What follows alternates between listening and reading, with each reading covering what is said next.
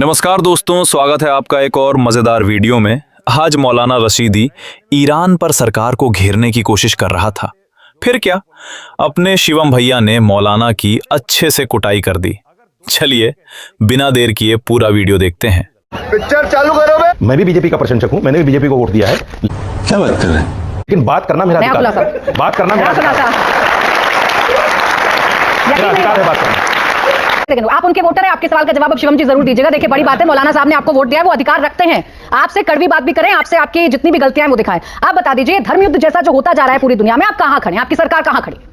ये प्राची जी वो शेर है ना कि मेरा कातिल ही मेरा मुंसिफ है, क्या मेरे हक में फैसला होगा? कितना झूठ बोल रहे हैं मेरे बराबर में खड़े होकर। अगर इन्होंने वोट दिया होता, भाई एक बात, अगर वोट दिया होता, ऐसी वोट आ जाती तो हमारी चाबी थोड़ी ना आती। इसी वजह से जैसी बात करता। अब नहीं रुकिए, लड़ते नहीं। देखिए एक चीज बहुत साफ है, जहां तक बात स्टैंड की है, मैं सिर्फ एक चीज कहना चाहता हूं, हम शांति के पक्षधर हैं। हमारा जो स्टैंड है वो शांति के साथ है। हम चाहते हैं कि शांति हो, लेकिन जिस तरीके से डिप्लोमेसी चलती है उसी तरीके से चलेगी। अब किसी मौलाना को या किसी और व्यक्ति को खामनेई के ऊपर शोक प्रकट करना है, बिल्कुल करें भाई। हमें अगर दिक्कत होती शोक प्रकट करने वालों से, या जितने भी लोग सड़क पर उतर कर आ रहे हैं, तो पाकिस्तान ने अपने 35 मार दिए अपने नागरिकों को, हिंदुस्तान ने किसी एक पर गोली चलेगा? इसका मतलब साफ है कि ठीक है, आप विरोध करना चाहते हैं तो वो ठीक है, लेकिन अब थोड़ा सा रिवाइंड करिए। आपने सबने ईरान के समर्थन में प्रोटेस्ट देखे? सबने देखे?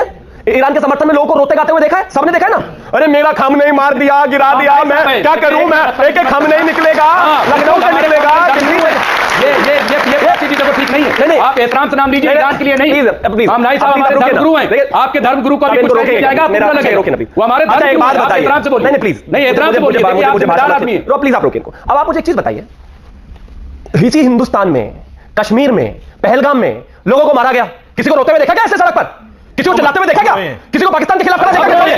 सब लोग हैं, आप प्लीज रोकिए, प्लीज आप रोकेंगे। मैं क्या बात कर रहे हो? मेरा निवेदन आप झूठ बोलूंगा जी। मेरा काम भाई, आप बोल लूं मैं। अच्छा बोलने दीजिए, मुमताज जी बोलिए। जब आप बोल रहे थे बड़े बड़े झूठ बोलने का आपको मौका मिलेगा, काउंटर करिए। अब इसके बाद 26/11 हुआ, इस देश में 150 से ज्यादा लोग मारे गए। क्या रोते हुए देखा इतने लोगों को सड़कों पर? हाँ, कुछ लोग जरूर आएंगे, मैं इस बात को मना नहीं कर रहा हूं, लेकिन क्या इतनी ही संख्या में लोग थे?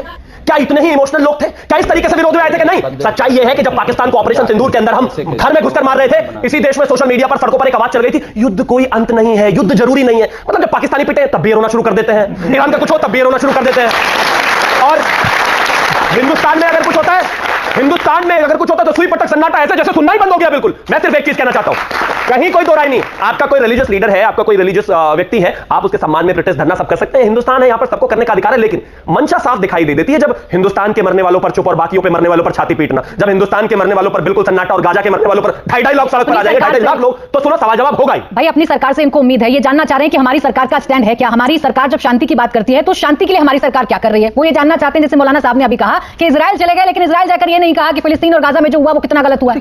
बोलेंगे यार कोई, मैं कहना चाहता हूं, इनको अपनी सरकार पर विश्वास है, इन्होंने हमें वोट दिया है, तो कृपया करके सरकार पर विश्वास रखें, है ना। और सरकार का स्टैंड ये है कि जो हमारे फॉरेन सेक्रेटरी थे विक्रम मिस्री, वो अभी पिछले दिनों ईरान के जब दूतावास में श्रद्धांजलि सभा हुई खामेनेई जी की, तो उन्होंने वहां जाकर श्रद्धांजलि हो गई। अभी तो फिलहाल इतने से ही काम चला लो भैया। बताइए।